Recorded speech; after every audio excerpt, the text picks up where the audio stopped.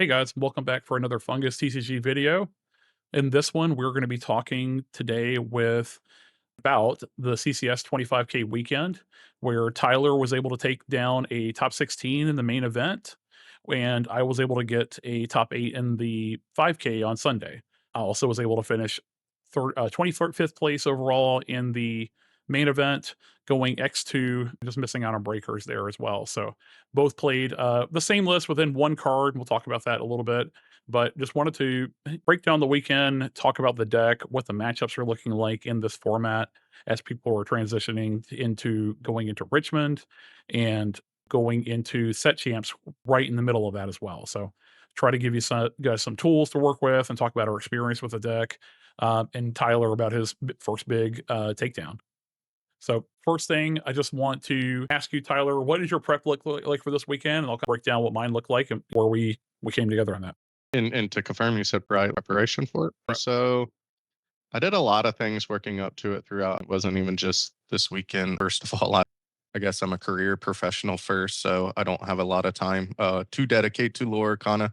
I've been trying to dedicate every ounce of free time really to getting reps in and practicing because I'd really love to qualify for Continentals this year, and I really only have CCS and Richmond as my opportunities to do so. So this set, I'm just trying to lock in, and any free time I get, it's spending getting reps, whether it's Lorcanito, hand cam games, coaching sessions is very valuable to me. Shout out to you and Taylor for the time y'all gave me leading up to it. And then what others don't know is you came up Friday. I took off 2 days off. Me and you hit a coaching session, I think Thursday, and my locals is Thursday night. And then you came up Friday, and I had some people from my locals come over, and we had a big play test session at my place too. And I appreciate you putting me up for the weekend. I live not too far away for you guys that are in the Georgia area. You guys know I show up at a lot of Atlanta events and stuff like that. But I'm 2 hours from the venue. It was a good opportunity. I know there were some folks from the area that wanted to just chill that night and play some games. People ask a lot that are brand new to competitive gaming or anything like that.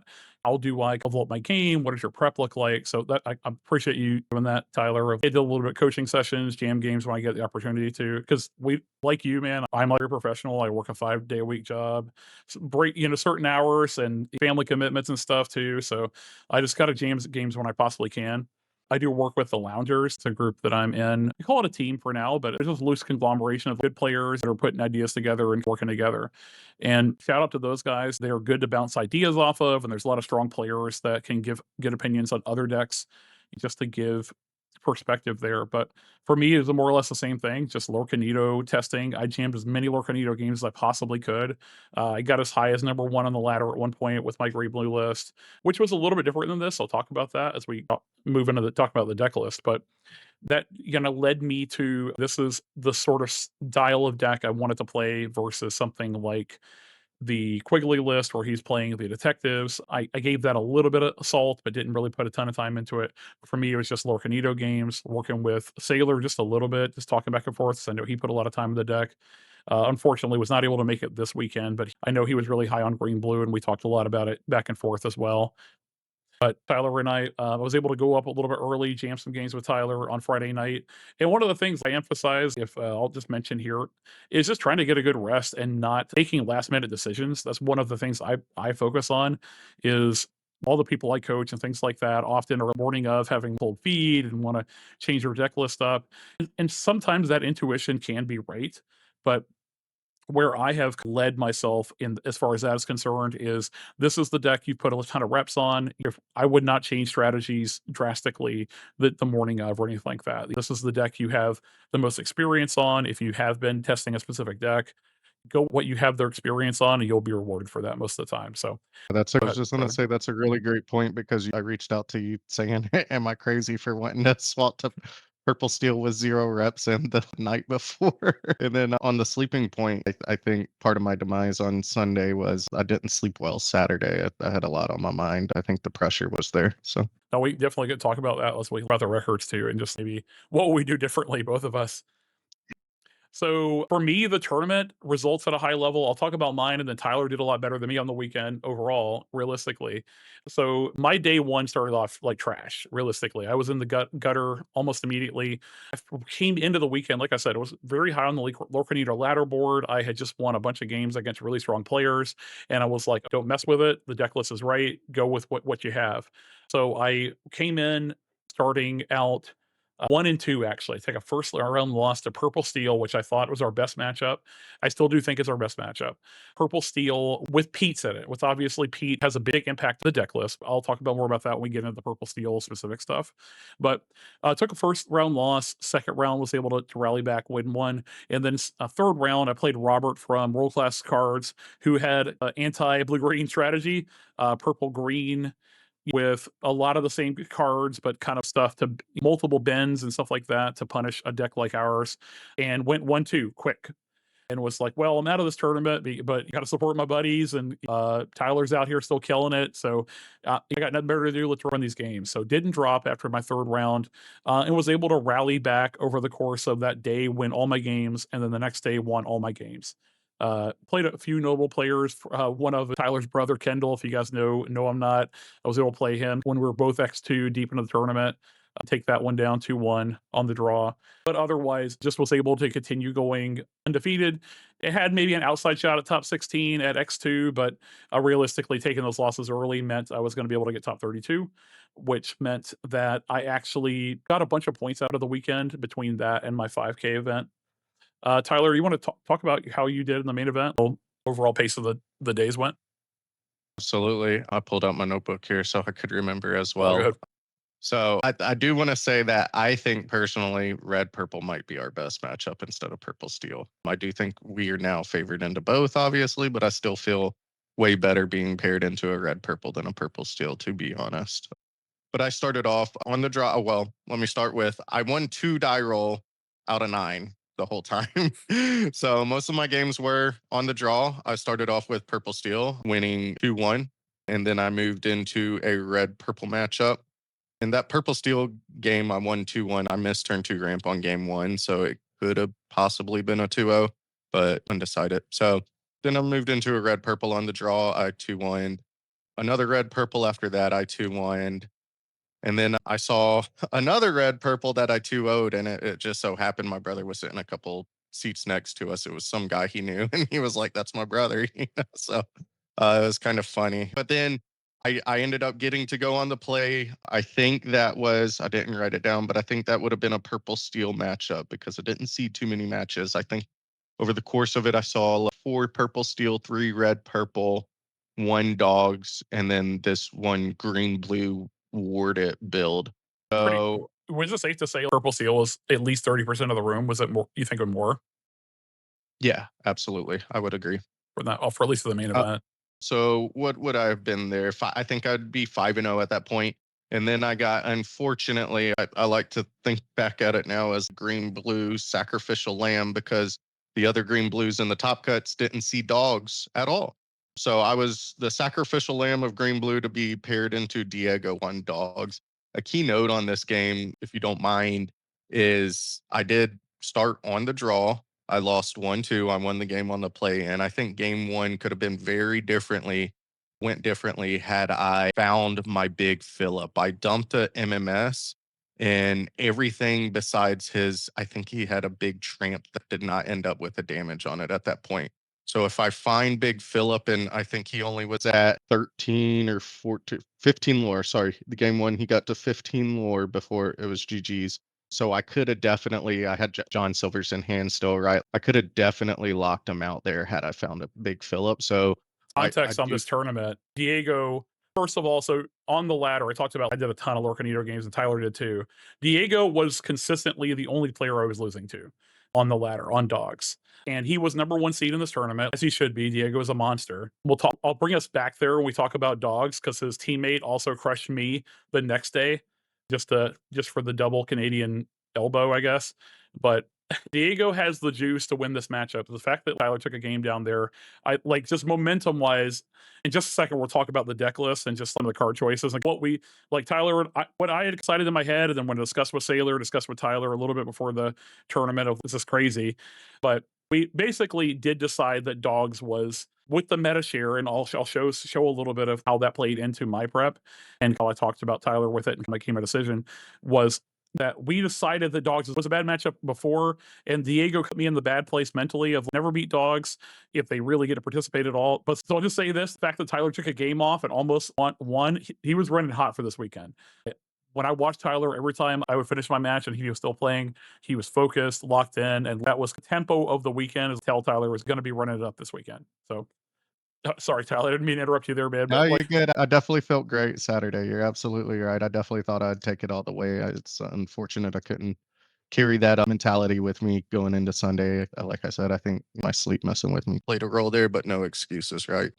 But no, that's perfect context and absolutely right. We gave up the UTSs knowing that, but we did have counter strategies, right? Dumping in MMS, right? So it's unfortunate I didn't find the big Phillip, but it is what it is. It happened to me later on as well. After Diego on dogs, I finished with a purple steel on the draw that I've 2-1, and that was the end of Saturday. So coming in Sunday, I had to play this blue-green ward mirror. I was on the play. I took game one. Unfortunately, looking back at it, I do agree with your misplay recognition. I should have double Cindy'd because what it would have allowed me to do is at least I wasn't thinking about it. I was obviously wasn't thinking clearly, right? I think in my mind I was going to 5 ink instead of 6, and I was actually going to 6, right? And I could have saw two more cards plus the vision, right? Had I double Cindy'd. And one of those two cards could have been the big Phillip I needed to win that game, right? Because again, in that game, I was just searching for a big Phillip in game three to clear his board before he did it to me. Unfortunately, I didn't find the big Phillip and he big Phillip me, and it was off to the races for him with the Alice down, just giving big Phillip ward after that and ticking away for a couple of turns.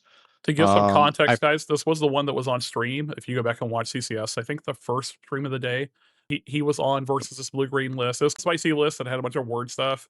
And Kendall and I both have finished our matches, and we're just watching him on the side. And he had, to be fair, this matchup or that game it is something you run into a lot, right? You had no clue what was in the guy's deck. 60 were unpredictable, even though you guys played a long game and you won one.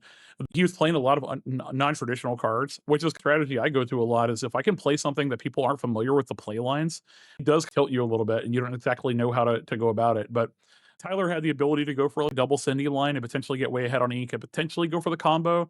But I think you leaned into a Philip shift line instead, something like that. So it was context of not knowing the deck, but we kind of talked about it afterwards. I probably would have gone bigger, right? But it's water under the bridge. But if you guys are interested well, in that matchup, it's on stream for sure. it's not even just the bigger, right? Again, the other half of that is I could have seen two more cards deeper than Mhm. just the Phillip visions, right? So just thinking back at it, you're absolutely correct. It was a misplay. I needed to find that big Phillip to really close it out. And again, I think it was the sleep, the pressure from I hadn't been on a feature match before. I was thinking about what the audience might be saying, right? And then on top of it, a little bit of tiltedness from not knowing the matchup, right? And trying to figure it out on the fly. So everything combined, I think it just made me a little bit of internal fluster and just not thinking clearly. But again, no excuses. I think his name was Daniel. So shout out to Daniel. GG's, you won. What was the last Um, last round you took down? Because you ended up going yeah, X2, but your breakers were above way or almost everybody else. yes, sir. Absolutely. The last round, I had purple steel on the draw and that I 2-0'd. And he was actually another lounger, Alex. Shout out Alex. I think he goes by Chaotic in Discord. So a little bit From of lounger TFM on too. lounger crime. Yep, I think so. Lounger, Recently got his nationals invite at Milwaukee too. That Alex. congrats to him. Nice. Hopefully I could get there, man. I'm trying. So that's how I ended my day Hell, before going into the top cut, obviously. you were hot, man. We were playing well, gunned a little shakes, and we talked just to talk. Go circle back briefly before I want to talk about the deck list a little bit and how we landed here and why. But just talking about prep a little bit, something you and I talked about just a little bit after the fact was like, hey, for my first match of the day, I'm on stream, I'm playing this wild deck list I've never seen before. And we didn't scout that out. We didn't necessarily know what you were going to, we had an idea of what you might play against. And we were just like, yes, fingers crossed, you're going to see these, one of the 6 or 7 purple steel decks are in our bracket. And we know that matchup very well. Just we'll talk about purple steel when I pull that up on the slide. Just a little bit of the general strategy and how we've been approaching that one. We feel it's very favored, but the basically what we talked about is that morning for that day 2 coming into that round set 8 and 9, we definitely could have just grabbed a table real quick, jammed some games, just at least gotten the jitters out a little bit, and just warm up games. I think can help if you have a day 2 situation where you're having to play these win ins. I don't know a ton of events that spill over rounds the way the CCS does, but something I definitely have making a mental note if I'm supporting a teammate or if I'm trying to myself finish out those last 2 rounds to get a top cut. We definitely want to just get a few games in, at least get it warm up right before we're going to play a really critical match. So I think it's something we could do moving forward. Definitely an after action, a learning lesson, right? You definitely looking for even the smallest cues of how I can improve my game, right? There's definitely little things that I can improve on as not only like the gamer, but composure wise, right? Personality wise and stuff like that. So Sure. All right. I wanted to talk a little bit about just the deck list and how we landed here. So I have the deck list on screen for a while. I copy pasted the one that I ended up playing, but the list Tyler played and the one I ended up playing on Sunday, we had a 1 card swap. So the major things about this deck is so there's a few different schools of thought on the blue green deck. Of course, the first thing I'll mention is Small Phillip. Not everyone is on Small Phillip, but it's something will say both Sailor and I were off of it early on, and I know a lot of other people in the blue-green camp were like, Phillip is not necessary, we're a bigger deck, we don't necessarily need the shift line. But I think that once you incorporate the Small Phillip into your gameplay, he does help much on the draw against your purple strategies, include Blurple in a lot of cases. So is a card that we recognize kind of into the game that he is just really important to winning a lot of matchups that we had kind of off as even or even unfavored. But if you shape your mulligan strategies, and we won't have time on this video to go over single mulligan strategy, but incorporating Small Phillip definitely was a big one in terms of like what's going to make some of these matchups work and make them less close. Specifically, the purple steel matchups, the one I'll call out, Small Phillip definitely was a huge deal there. Notables though, so for the longest time, and I think from the beginning of testing for a lot of the crew that were putting a lot of reps into this thing, we had 2 Under the Sea in this deck. And what I kind of is working through my matchups, and especially in the last kind of weeks following into this event, were that Under the Sea would hardly ever come up. When it did come up, it was kind of this pie in the sky situation where I was holding this card in hand all game, and it was kind of punishing me in terms of my Clarabelle lines, in terms of like making this thing to Cindy all the time. You have it at the exact right time, and they have a bunch of genies and Elsas or something, good. But the real matchup that it was there for is against dogs. That kind of Tyler was talking about like a matchup against dogs. I me on the Lorcanito ladder, I was playing Diego and Royce. Shout out to him too. I know he's and apparently also playing Diego's teammate who played me in the 5K. Believe I'll pull him up in the comments, but um, so I like it has so much disruption to take the Under the Sea out of your hand, you can't really count on a 2 of found. And then every other matchup, you don't really want to have these multiple Under the Sea in your deck. You'd rather just have more streamlined cards, be able to execute your game plan of Phillip and Clarabelle shift lines more of the time. So the big revelation and the change that we made very late into the game was just putting these improvisers in the deck to kind of trend towards putting Iagos on the purple steel side. And then of course purple steel is still playing like the Cobra, sometimes the Raja kind of vibe, as well as Palace card. yeah, guard as well, Palace guard, of course, hitting that. So, and even worst case scenario, improvise just drawing us a card. and potentially letting Cindy or Donald push up into a power that they can take out a Calhoun. There's little here and there situations where it actually comes into play. And the worst case scenario replaces itself. And inkable. For the biggest part here is that we were able to get the deck down in its current iteration. You played the Basil or played the other improvise. Cindy's two Mother Knows Best, one Bend are the only uninkable cards, which means that when we are going for stuff like our Phillip shift lines, we can pretty much count on we're going to draw an inkable every single card in the game. So if I open an opening hand that has like Phillip in it, it has Big Phillip in it, and Malicious Mean Scary, I can mostly count on being able to hold those three cards in my hand, draw off the top, and actually ink the cards off the top that I need to, and kind of my hand accordingly. Which for me meant a big deal over the course of this weekend. I'll talk matchup specifics as we go in, but that is kind of I leaned on this one. Tyler, did you test any other versions of this deck? I don't the same place I did, but any others that you want to, any other changes that you call out in this deck list versus the others you tried? I think everything but detectives. Started, I was on for Small Phillips. Wasn't on Cindy's actually. Didn't see the vision for Cindy at first, I would say. And then testing Cindy, I definitely saw the vision and how powerful she was as well. Just as being able to see more cardboard in your deck, right? Like deck is all around right pieces at the right time.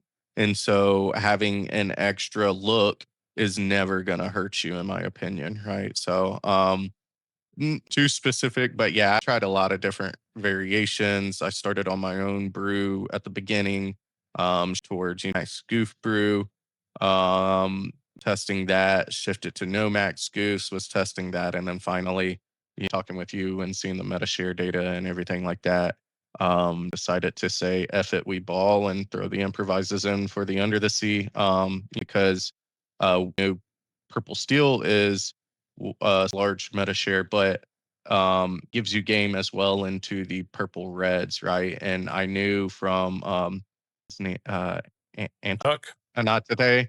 Yeah, I went in with red purple. Brother has all his red purple minions here in Georgia that just love their red purple. I knew CCS would be flooded with them, and it's just an accurate prediction, at least from my experience, right? I saw 4 purple steel and 3 red purple, so sort of glad I landed on it. All right. So I have some data on the screen, kind of mentioned it as we were talking through the deck list and kind of we landed on this. And this is shout out to Lorcana if you guys know him. He is one of the loungers, but also to fame recently for deck list where he played kind of a wild game on stream recently with Green Purple Brainiac. So this is a data point that he puts out, and he puts out these out pretty frequently for Lorcana and I believe also Rickbound now. But kind of with this data points to kind of like to to kind of, and I believe this data comes from inkdex.com. And really, this is just many top eights, Metashare, what it was looking like coming into CCS. So this is kind of where also use this to inform our decision to think about how many dogs players we realistically are probably going to see in terms of the tournament in various rounds. So as we kind of hear, like the Metashare, we knew we had to have a good matchup into Amethyst Steel. Metashare, according to this, is something like 31%, where it's converting in the top 8, like, right? Steel, Ruby, Amethyst, and the fact that Emerald Sapphire is still had a pretty significant presence meant that I don't think we could have gone home without the Bend. Looking at the deck list we had before, another decision point I was going back and forth on was, do we actually need Bend in our deck? I think Bend has good against everything of the time, and again against Blurple and Blue Steel a fair amount of the time, but realistically, it's there for the mirror. In the mirror, it's a breaker. If you don't know how to bend and they have bend and they bend you, the game is usually going to be over. It's just such a swingy card for that matchup specifically. So this definitely informed me of like, we're probably going to have to play some mirrors. Turns out, I think the room that day, a lot of people had turned from Sapphire Steel and from Blurple, we're kind of where those purple lists actually did swap to Emerald Sapphire and swap to Green Blue for the weekend. So the bend actually was really good in both days for me.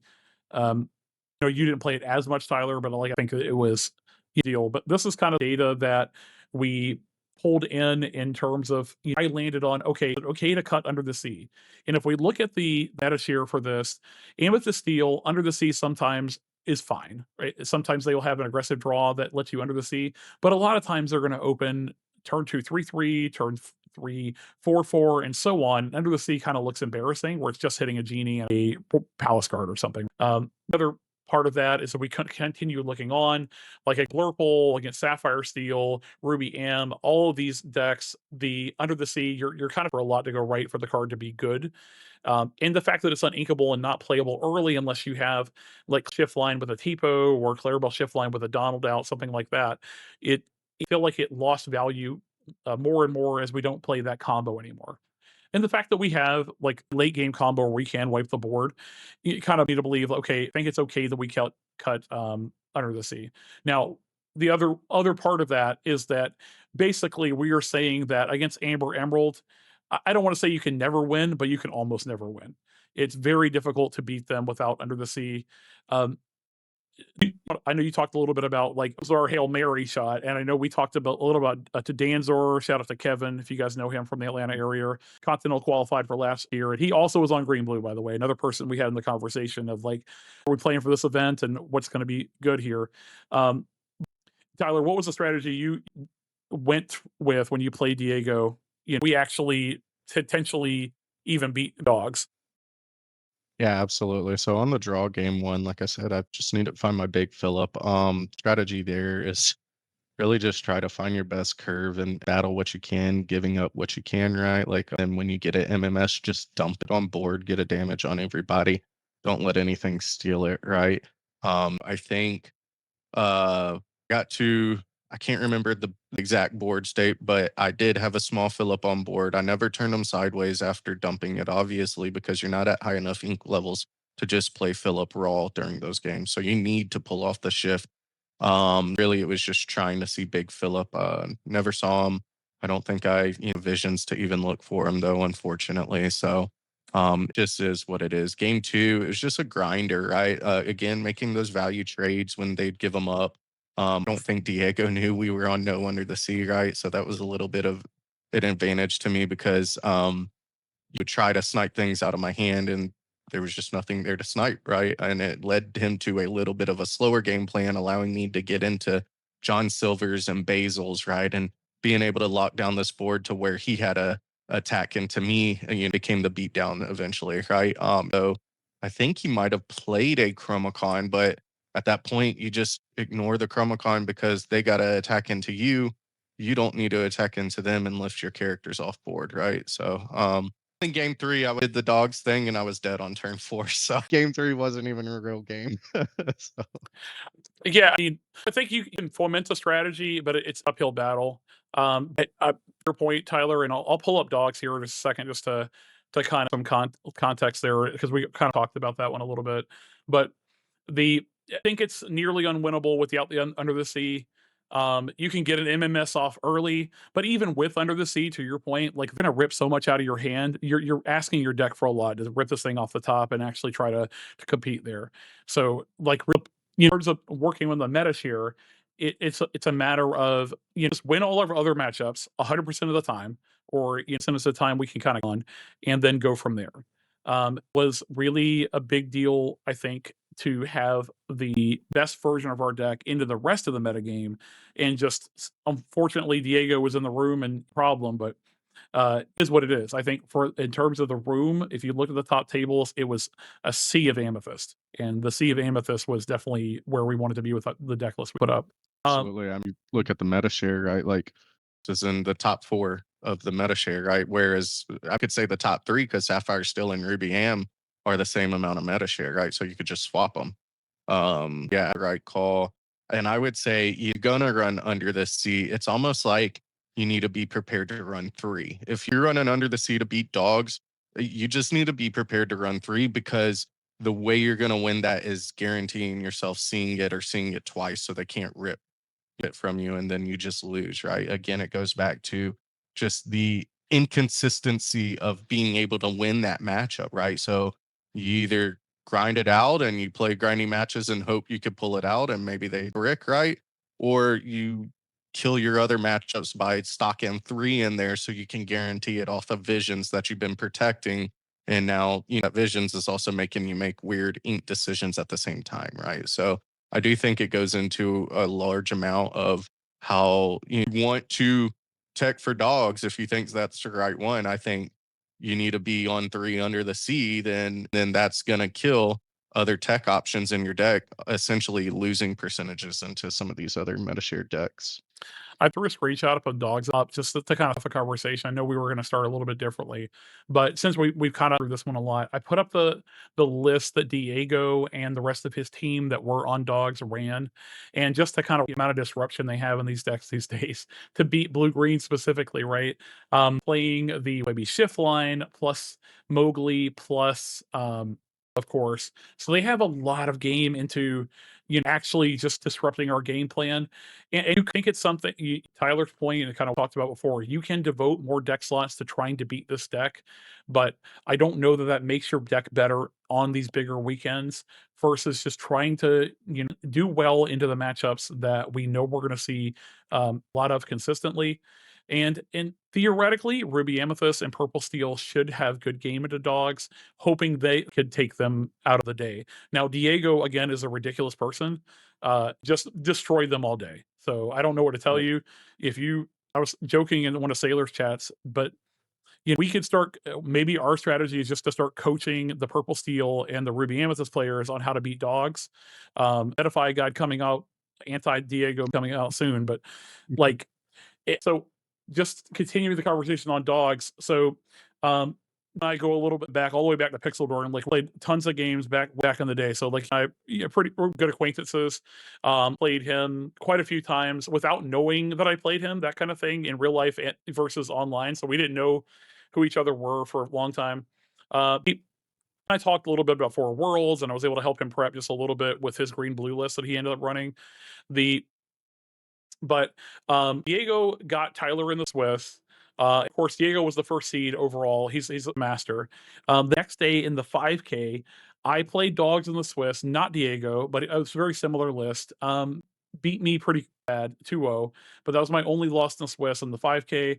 But getting into the top 8, my first round of the top 8 was Diego's teammate, with Diego just in earshot, just like, block, just laughing his ass off, basically. So, uh, made the decision that we're going to lose to dogs, and like basically played that out. Tyler unfortunately only had to play it one time, and like able to like take a game off of him too. So shout out to Tyler.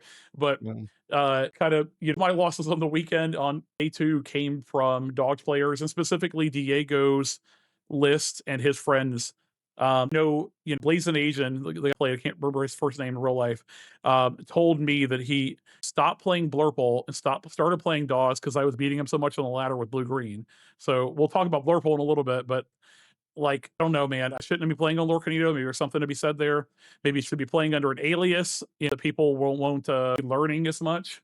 But I do think it's a tough matchup, no matter how we fare, without changing the core makeup of the deck to try to beat this deck. Baymaxes under the seas and things like that. I think, and even then, they have so much more disruption than they used to. It may not be real life. So, it is what it is. We It's can, our worst matchup. yeah, I think it's just going to be your Point mercs blank matchup. period. So, Yep. argument to be made, and free to put something in the comments if you feel differently about that. Of just saying this is the one we're going to lose. That's kind of my headspace was at, and I think it worked out for us over the weekend. But an approach that we took for this metagame. All right, and I have purple steel up on the screen. Tyler, I know you talked about kind of what your approach for this matchup was, but you want to briefly just give us the key cards that you need to do so well against purple steel. I know you played a ton of it over the weekend. Yeah. So, we're pretty much doing our Clarabelle shenanigans, or that's what we're hoping to be doing.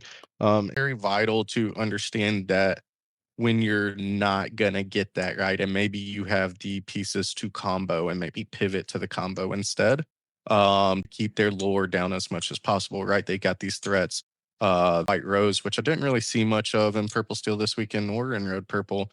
They have the Cobra, right? The Cobra is very dangerous for them closing it out. If you get into 16, they only got to quest a couple more times and drop a Cobra, right? So you ideally don't want them approaching above 14, right? So play, definitely want to try to get your Clarabelle shenanigans. If you can't understand when you just need a pivot for the combo, right? Maybe you miss turn 2 ramp, and you just pivot for the combo right off the rip, actually, right? Stuff So like that. Little key moments like that is essential. yeah, Tyler's talking about the combo in this case. We're like a lot of our mulligan strategy for this deck came down to the small Phillip line. And longer conversation than probably we could have on stream right now, but the small Phillip, big Phillip, malicious mean and scary, if you're able to do it with a piece of ramp, the purple steel really doesn't have good interaction tools if they are not on Pete. Now, to Tyler's point, this is like a deck list. I think I pulled Jonathan Williams' deck list that he got second place with, but purple steel decks are not ubiquitous. Like this, they are not on how many cards they're of numbers they're playing versus Hades and Demona and even any White Rose, or if they're playing the Tinkerbell plus Timothy Mouse combo at all. Jonathan Williams and to play a lot of these. And not as many Demonas, more dots, things like that. But I played a lot of Purple Steel, and I know Tyler did too over the weekend. I would say none of the deck lists we saw were exactly the same. They like maybe the same, and then those last 12 cards or whatever they're flex quite a bit.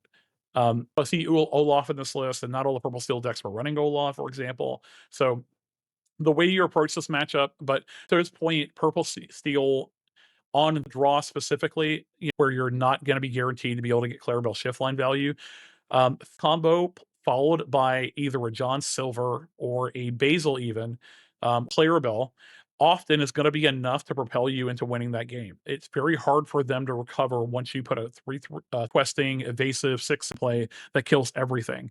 Tyler said there's some breakpoints, like if they're at like 16, 17 lore, get much harder to kind of down their turns and things like that, lock them out of not getting those last few points and the top decking a Cobra or White Rose if they end up playing it. But give an example of a matchup I played this weekend. Thiago in the 5K on the draw for both games. In the first game, I had two pieces of Phillip combo in my hand. I think I had the small Phillip plus the big Phillip, but no malicious mean scary. Something like a visions and a develop in my hand. No ramp, right? So I actually just kept all of those. I kept develop, I kept visions, I kept malicious mean scary, and the two combo pieces, and just mulligan the rest of my hand. I don't believe I actually saw ramp, but I turn one developed, turn two visions, found my malicious mean and scary. He got to something like 16 lore.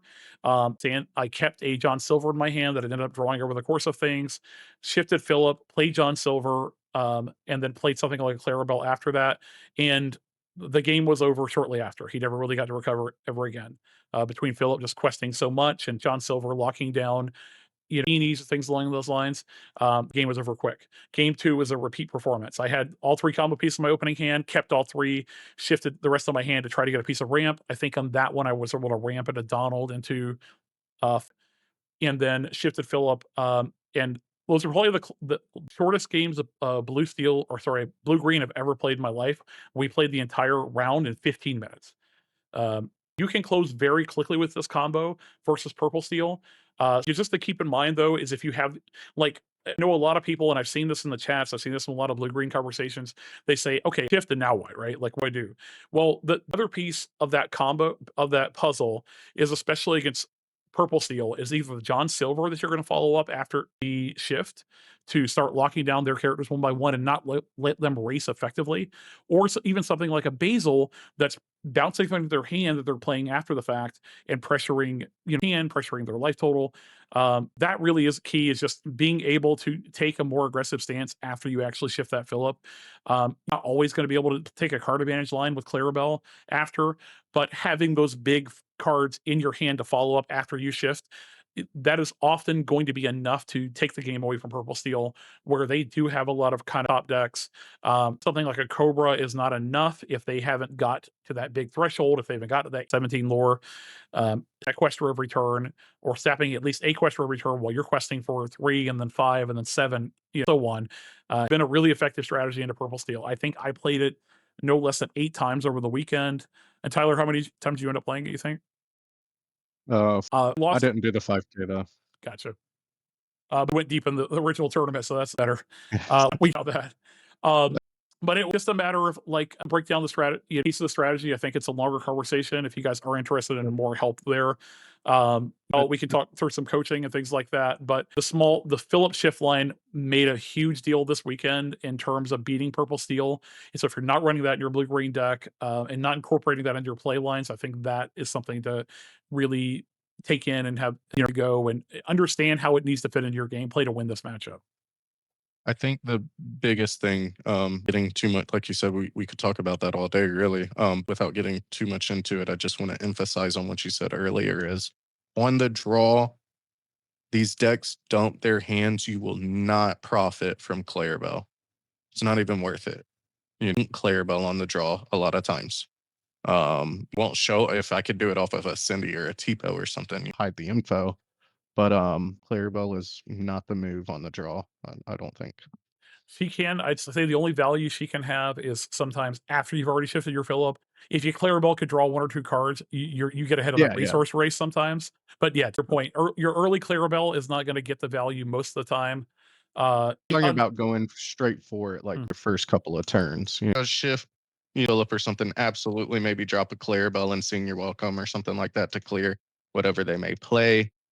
Profit from it. You definitely get value from her on the draw later in the game, but early game on the draw, it's not worth trying to hold on to that card. yeah, have a lot of resources. They have a lot of ability to dump their hand. They're very low to the ground. These were interesting because found out that they were starting to run the Timothys as well and the Peter Pans. I have a feeling it was to stay lower against the green blues. So So I have the deck list up that not today. Shout out to Donald who won the CCQ in Vegas. One of the loungers also. The one that Vegas with, and people are iterating on this deck list a lot, but we will say early in testing, this is one that being in not today was for Discord for the loungers. Kind of this a lot more than people did very early on and before he won the CCQ and became aware of it. Well as a not today was just running the ladder. He was very high on the ladder very early on, which meant that I saw him a lot on the ladder and ended up playing him a ton. So what I found though is that we were very favored in this matchup. Just don't have an ability to stop you from shifting your Clarabelle early. And if you can shift your Clarabelle with a song, the game tended to be over. Um, I will call out on our version of the deck list that we ran this weekend that a lot of people is or where people a lot of people differed was it was a matchup where yes, Hades can find a lot of value in the mid to late game, but having Mother Knows Best at a critical time and being able to guarantee your shift lines as often as possible because Ruby Amethyst really can't win the game if you shift off of a turn one Clarabelle into or play a very early Clarabelle into a You're Welcome or a Mother Knows Best.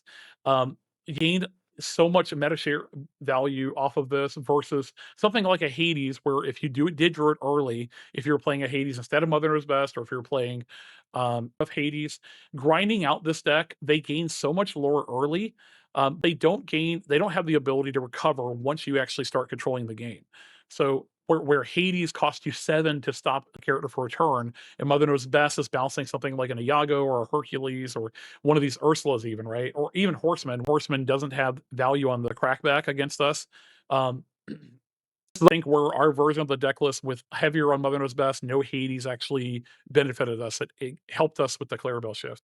Tyler, how did your matches kind of when you played against us in the Swiss? yeah, absolutely. I was just actually looking at my notepad, and the red purples got all the way to 18. Just kept them locked out after that. He couldn't do anything, right? So you want the one drop Clarabelle shift line, right? They cannot interact with it like steel can. So you have super value there. Especially I had one game against red purple. It was actually my brother's friend that he pointed out, right? Like Terrace. I had one drop Clara. I can't remember if I TPO'd or sailed. Then I Cindy'd, and I ended up off the Cindy. I ended up pulling or I also had a You're Welcome. I think I was on the draw.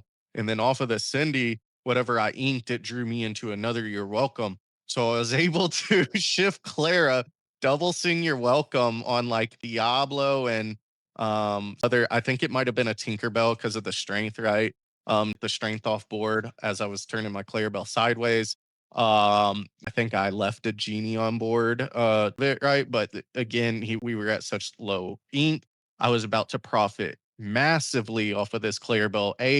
Not only the draw, but B, being able to stick as well, right? Because the strength couldn't take it off board.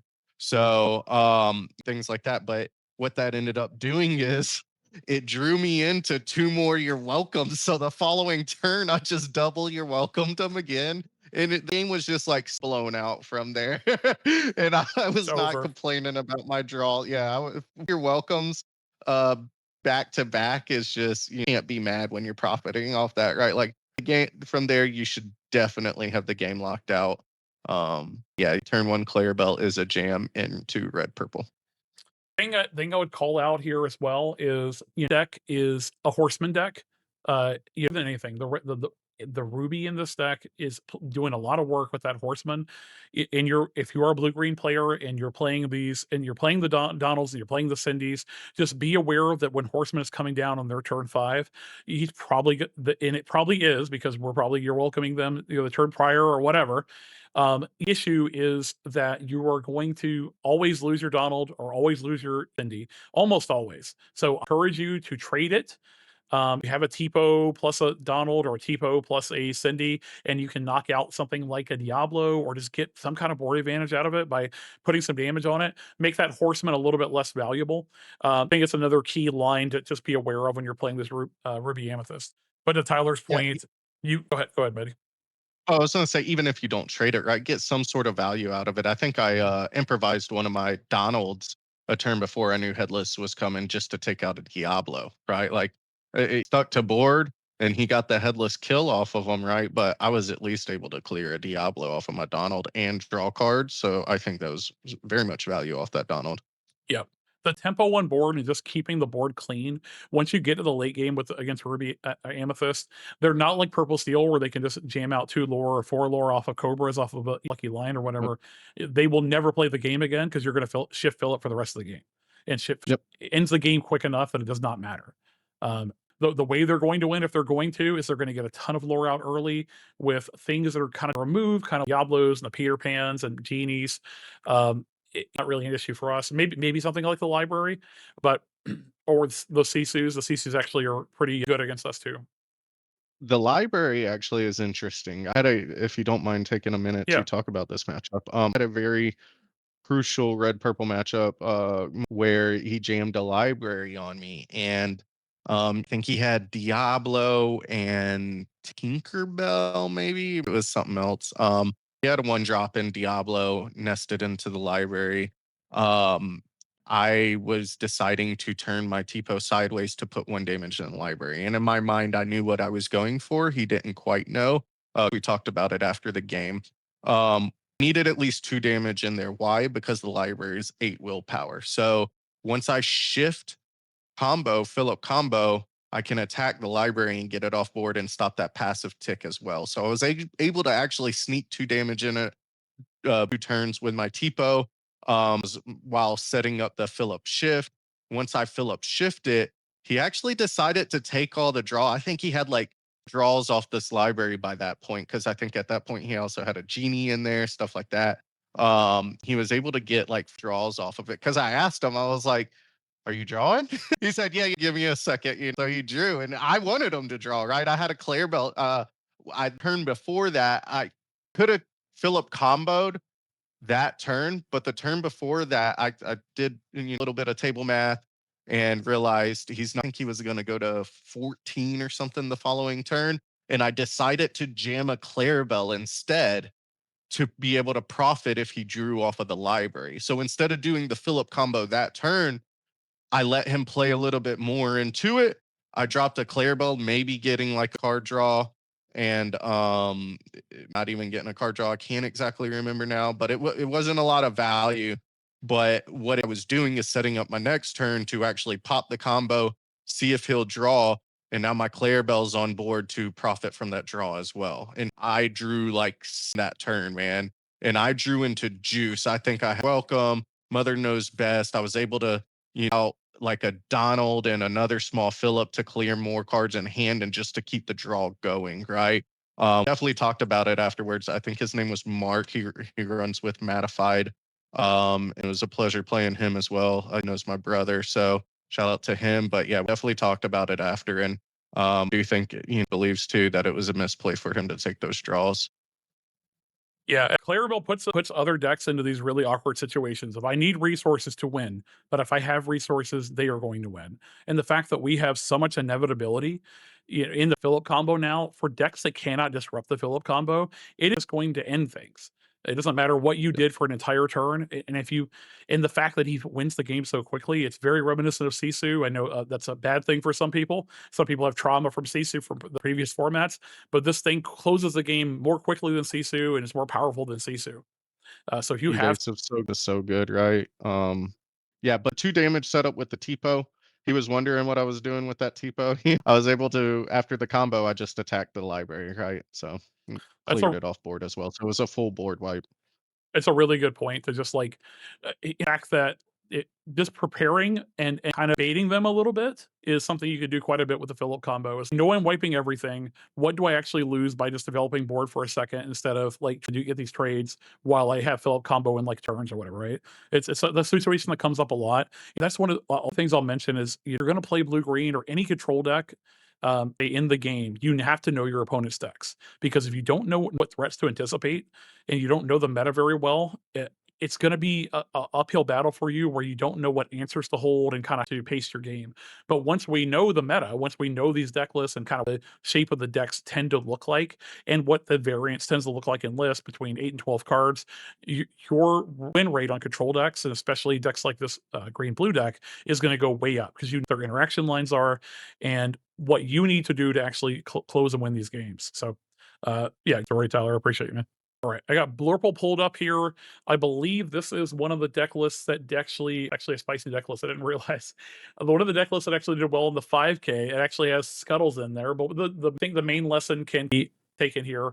So Blurple is a matchup that I've seen people say can be a difficult matchup, and I would say prior iterations of this deck where we were leaning on Clarabelle and only Clarabelle, this matchup was a lot more tough than it is now.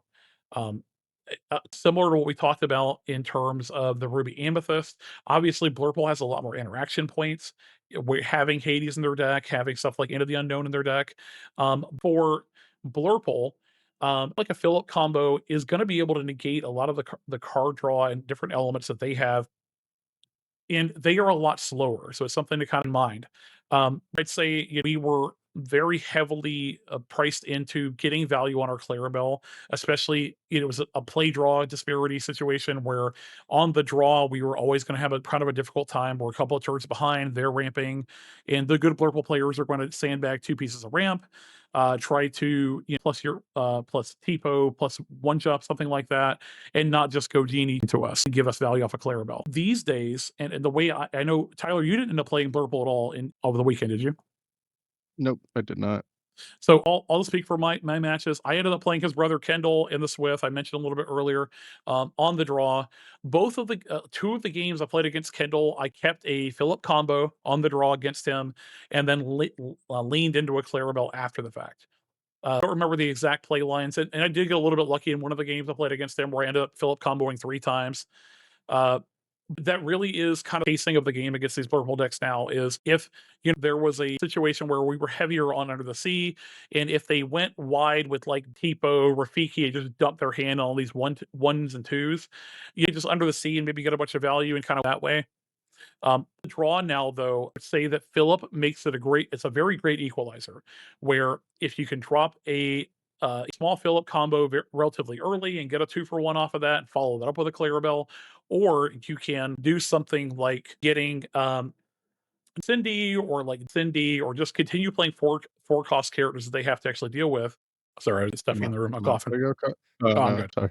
But if you add enough four cost characters they have to deal with, something like Donald or Cindy and get this huge ink advantage, you can lean on the inevitability of Philip, where Clarabelle can kind of a later game card where we can drop a Clarabelle after the fact, song or something like that to play a more grindy game with them, knowing that we have a board wipe that they cannot stop once you get to Agreed. 12. So this has been a matchup where Small Phillip, you wouldn't think has as much impact because I do play Demona, but if you can ramp into a Small Phillip on the draw, um, Small Phillip combo, it really does put them on the back foot in this matchup.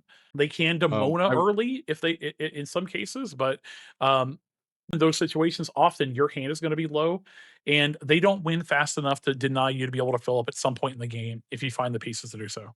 Go ahead, Tyler. Correct, and I think one of my sneaky combos that I actually like doing on the draw to Blurple is, on the play, obviously, they can't interact with your turn 1 Clarabelle, but I feel like the most success I've had with Blurple on the draw comes from me obviously, you gotta have the cards right, but, like a turn 1 Clarabelle because, ideally, on my 4 ink, I wanna drop a Donald be more cards, and then maybe into a Cindy, into a Clarabelle Raw. What the turn one Clarabelle is really getting put out there for, though, is bait, right? Like they Elsa on 5, they're more inclined to turn your Clarabelle sideways and take it, scared of the shift line. And so your Donald then stays alive and untargeted, right? Especially if they like the Niago on 4, right? Or Dumbo and also could take your Donald, right? Something like that. So the turn 1 Clarabelle on the draw, I really use as bait to keep my, it's a Cindy or a Donald. I'd prefer a Donald in this matchup. But either way, it keeps the singer healthy. Yeah, there was an opportunity, there was something like that where I went like John Clarabelle, I wanna say Sail into like a Phillip. Um, they like put my Clarabelle on their turn, and then I ended up shifting the Phillip, just killing the Elsa. Hades me the next turn, something like that, gave me 2 ink. I was able to Clarabelle with their answer gone, something like that too. So Yep. I would say another thing to be kind of is the fact that if they're going to deal with you, they're going to do it with Into the Unknown, or they're going to do it with Hades most of the time. Um, on that ink and kind of Take the incorporate ink. incorporated that into your gameplay accordingly, whether that be a Philip combo or double Donald. Sometimes a lot of situations where I ended up doing that. If you're on 8 ink and you double Donald, Blurple is like their pants are going to need to be changed after that. I promise. Like it's a tough situation for that Blurple player. So I played Kendall. I think one of the best Blurple players in the world. I would give it credit for that. Got a little bit lucky in one of our games, but it was a 2-1, and you start to build momentum against that deck. It's very hard for them to catch up. We have a lot more tools than we used to. I Yep. played it maybe 2 more times in the 5K, top aided. So in those matchups weren't particularly close. I would say Kendall gave me a really big run for my money, and he knows I played green blue. He knew 100% going sitting down what my list was like. Had me 100% from the mulligan on what my deck list was and how to play against it, and was give him his full credit. Like he played very well, but it was you have a lot of inevitability in our deck and a lot of ability to draw cards. And once we start tempoing out this purple decks, it's a lot different than last set. Then we still, of course, have our nut draw on the play where we can shift a Clarabelle and they can't do much to deny it. So I think is still a favorite matchup for us on this. Um, some people have had trouble with that. Do think that not playing Hades may be a part of that, where we have more interaction and can kind of our Clarabelles are more fruitful against them. Um, wouldn't necessarily say that's the make or break in these matchups, but I like being able to have more access to drawing cards. The fact that they're also playing the card draw Hades actually is a benefit for us in a lot of cases too. So I think is probably not the easiest matchup for all the purple decks we play, but I think still favored. One doc. All right, so this is the just pulled a deck list that did well in a recent CCQ. I believe this was either the first place list or a top 4 list, something like that. Recent big tournament. Um, there's another one where I can talk about a little bit about the builds that Blue Steel is on, but I would say there's a lot of consistency in these Blue Steel builds where always playing the ramp pieces. They're always playing stuff like Tinkerbell, Hades, Vincenzo, Headless Horseman, and probably some amount of spooky sites to try to have access to way to not lose the game. Yennefer is running them over.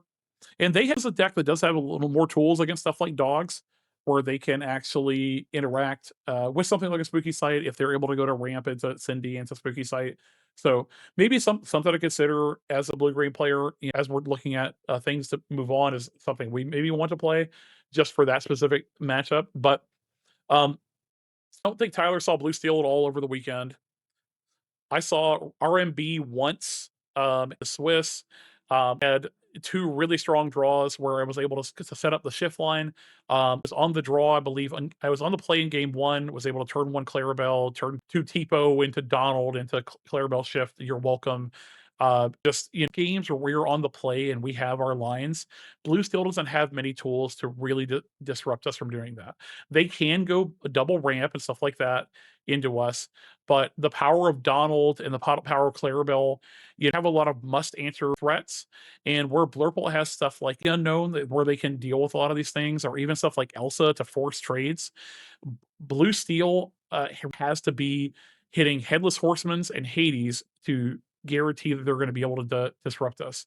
Combined with the fact that something like a Goliath is very easily disrupted by something like a You're Welcome or a Mother Knows Best to bounce another character and gain you value off of it.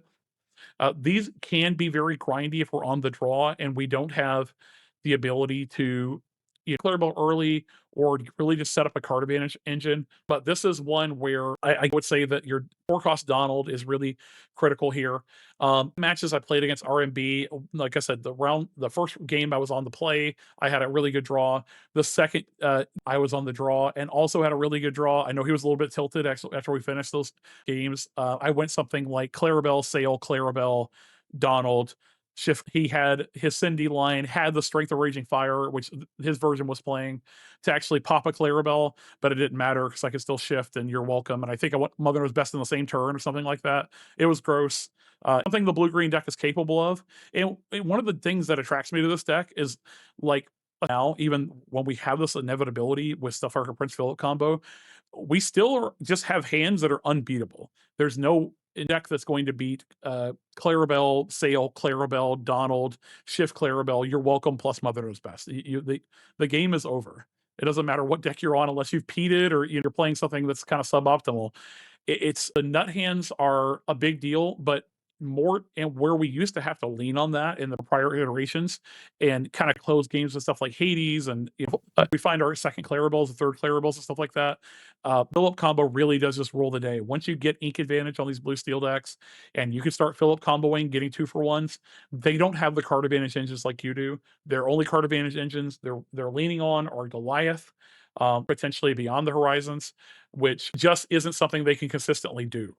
So one I haven't struggled into. It can be a closer matchup. Metashare we thought was going to be a little bit higher on the weekend, but it actually was relatively low. Like I said, the only person I saw playing it, at least I played against, was RMB. I know that like the usual suspects like Sky, for example, who's a big blue steel enjoyer. Even me, been a blue steel enjoyer in the past. Just have for this weekend at least shifted off of blue steel and we're on blue green even. So Tyler, you have any notes Yeah. on this one? Be cautious around Headless Horseman and Beyond the Horizon, right? In regards to Headless Horseman, right? Maybe having a full hand, so less those combo pieces can snipe. You just have a low hand. It's just way more probability that you're missing out on your combo pieces that you might be trying to save, right? So cognizance of that, as well as Beyond the Horizon, right? You just load up your hand and they Beyond the Horizon you, everything you just built up for is just lost, right? There's no value in that. So two key cards in their deck and that pertains to our matchup that's important to keep an eye out for and play around. Something I'll mention is kind of thoughts. I've thought about this while you were talking. Is a conversation I've had in one of the chats on the blue green. I can't remember if it was 20 lore who said it was. Is don't be afraid to bounce a headless horseman or a Vincenzo or a Hades or things that have these come into play effects. It makes feel bad a little bit, but if they have been Hadesing you over and over again, and you have Clarabelle set up, or you have a card advantage engine set up, that often if you're on 14 ink and they're not on 14 ink, in our version of the deck, they're not going to be on that high ink total because we're not putting Hades on them, right? We're not giving them free ink. They're having to play it out of hand themselves. You are way ahead on ink. Don't be afraid to bounce these things with Basil, bounce these things with Mother Knows Best, and get way ahead on board. They don't have board wipes in these decks. If you play Donald, they are way behind. They are so far behind. So don't be afraid to take the tempo roll I and just start questing to the moon. Yeah, I've even 14 ink bounced a Hades with a Basil and dropped a Clarabelle, and now they get to choose which one's worse for him, right? So Yep. That's their whole turn, guys. Like that's something to consider. yep. I'm not saying it's always the optimal play, but if you're just sandbagging these cards and you to do it, I would say consider the situation. about what your opponent could do to you on that amount of ink with this deck. And if you look at the makeup of this deck, you have their ramp pieces, of course, and but their interaction really comes from slamming Goliath, slamming Tinkerbell, slamming Hades, slamming Vincenzo. These are cards that cost 6, 7, 8 ink. Um, our interaction costs 3 potentially, or free if Mother Knows Best and we're singing it, right? So take advantage of that fact and just make their life a little miserable sometimes by just sending a Hades back. Don't be hesitant to do it if you are in an advantageous position and you have card draw engines already established. I don't mind them Hadesing my Clarabelle if I'm drawing 5 cards on the turn they're doing it. One we're familiar with. All right, Are you and doing skies or your I pulled up Sky's list just to talk about kind of mirrors, and I would say Blue Green is in a weird spot where there were a lot of different versions out there. This is the one Sky played over the weekend, or at least this is what Inkdex had for him. I'll say that because Tyler's ink deck list looked a little bit different than what he actually played too. So you might want to Thank get with a grain of salt. But I know I talked to Sky a little bit this weekend. He was off of Blue Steel and was on the 12 Clarabelle package that we were on kind of with one jump aheads. So he was on 10 ramp. I know he's a believer in 10 ramp to be able to have more flexibility in your hands. It was in a similar spot kind of the testing. I don't mind the at least a one jump ahead to kind of your math there with develop on hitting your ramp nearly 100% of the time. Like it's a statistical anomaly when you miss it. But he wasn't sold on 3 cost Phillip. I but notably he also did why the not Clarabelle, though? He uh doesn't have an 8 like a Singer 8 song, you know what I mean? That's just what I don't get, why the 3 cost Clarabelles. yeah, I mean we'd have to ask him. Honestly, I didn't get that far into it. I was more more pitching the fact that the Phillip shift line makes so many matchups that you otherwise weren't Mhm. winning into a lot more winnable in the draw. Uh, no, the Clarabelle 3 does have value though, and just more guaranteed Clarabelle shift lines does make sense. And I kind of respect the 4 Mother Knows Best. It's something that I had in the deck at one point, and as we talk about moving forward, might be something to talk to see. How many times you end up playing Blue Green Mirrors, Tyler, this weekend though? The mirror once it was in the top 16, but then I had that blue-green, like, bit mirror, if you will. Gotcha. Yeah, the spicy one. The one like big change, and I guess this is the diversion point that, and not lumping detectives in with this deck, and Jeremy Bertrioni, uh, to him to talk a little, however you say his name from the Zan's crew, played detectives, and we chopped it up a little bit on Sunday, and I think that deck list is enough different from this that I wouldn't include it in the same kind of style of gameplay. Cindy just changes the game so much. In the decks that are playing Cindy, you're playing Hades. Are you playing all 4? Are you playing 2? Are you playing some number of them? I think is the big pivot point. And guy came down on Mother Knows Best is the move with Cindy. You get these big tempo plays, and I would say that I'm still not necessarily of the mindset that Hades is best in your Clarabelle deck. The big one I run into there is I don't want to give my opponent big chunks of ink if I'm going to play something like Mother Knows Best or You're Welcome, where I'm giving them card draw.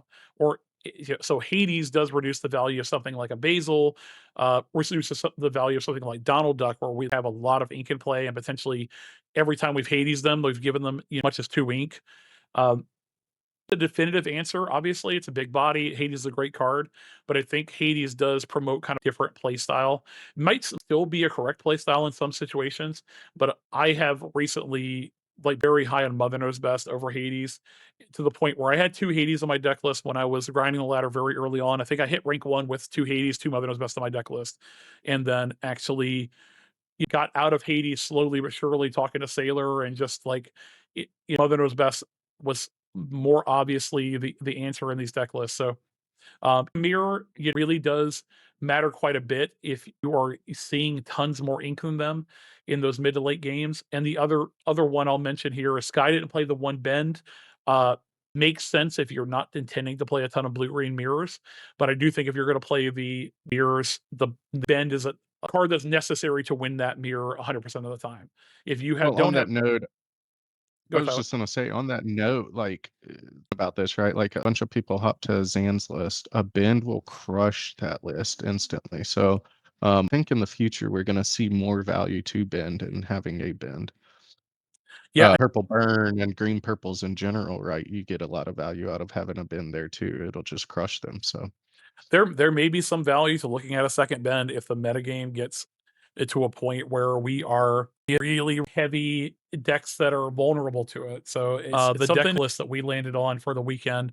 You know, an inkable count being relatively low in this deck, I think you could put a second bend in here. I wouldn't be super happy about it just because the early I game wouldn't. implications on it are relatively low. You don't necessarily see the value all the time, but in your Mother Knows Best deck, in your Cinderella deck, and your deck, the value of Ben does go up a little bit. And as long as you're keeping your uninkable count relatively low, you might be able to sneak in one more uninkable in this deck where there previously were two more in terms of Under the Sea. But as far as kind of our conversation here for this, I think moving forward, though, I think, what do you think? Do you think this was a good choice for the weekend? Anything you would have done differently in terms of Um, like the card choices? no, I think it was a great choice for the weekend. Forward, yeah, I don't think two bends are warranted quite yet. Agreed there. One of bend is not leaving my deck. Will stay on all four of my bodies, right? Every character I have a four of, I'll stay on that. What I've actually tested a couple of games with already and plan on doing is actually back to four develops, removing the improvise and going up to a third Mother's Knows Best. And the idea there, I had a couple of games where my Mother Knows Best and Basil Bounces were able to just really put some of my purple opponents in a bind after like clearing them and like play a Dumbo with all their ink, and I would just send it back to hand, right? And now they just wasted a turn, really. I think the idea of still having game into those purple decks is still there with having that third Mother Knows Best, well as it giving you game into the green blues and the blue steels and like this, right? Where improvise is kind of so I think I do want to go back to the four devs and see those cards making it much more consistent to see the cards you want to see and then and the third Mother's Knows Best. So that's kind of mine right now and what I'm gonna be testing and probably take to Richmond. Yeah, card I'll throw up there as we're talking about like the changes of the deck list. Something I want to try out in terms of this style of deck list is Max Goof. Um, him back in this style of deck list, especially if we go up on Mother Knows Best. A play line that came up for me quite a bit this weekend was rebuying my Phillip. Mother Knows Best off of itself, right? So just like, oh, I have a Malicious Mean Scary in my hand. I don't have the second Phillip. Rebuy Phillip, Malicious Mean Scary Phillip, do it again. Um, the idea between me and X Goof there is just having some ability to, okay, and either with the third Mother Knows Best, rebuy Philip, or with Max Goof, rebuy Malicious Mean Scary to potentially combo again. There are a lot of late game situations against your blue steals, against your blurples, against even purple steals, where your second combo is potentially necessary to board wipe them twice.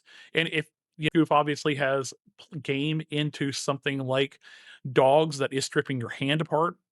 So something I want to consider. I don't necessarily know how it's going to pan out.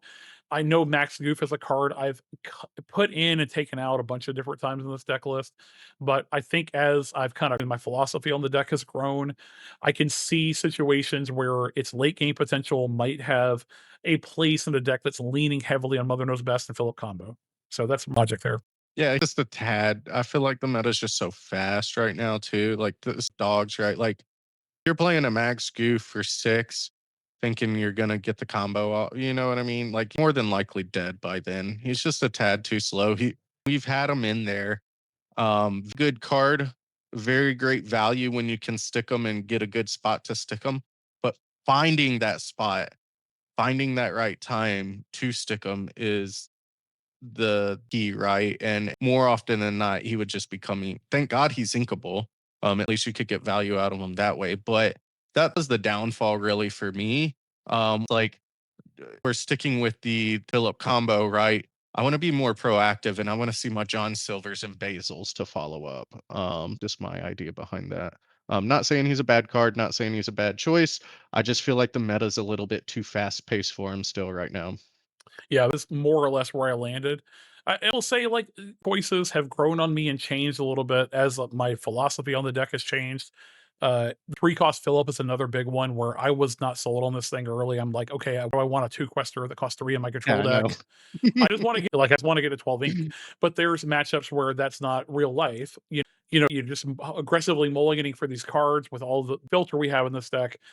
Like just finding the shift line is not that big of a deal as you might think with the math behind it. So my philosophy changed on that tournament for just to kind of us up here. Next tournament for me is going to be Richmond. I think I'm going to play one set chance before then, but that won't be a huge thing. And then coming back, I will be knocking out as many set champs as I can, just trying to see if I can collect some mats and kind of season up.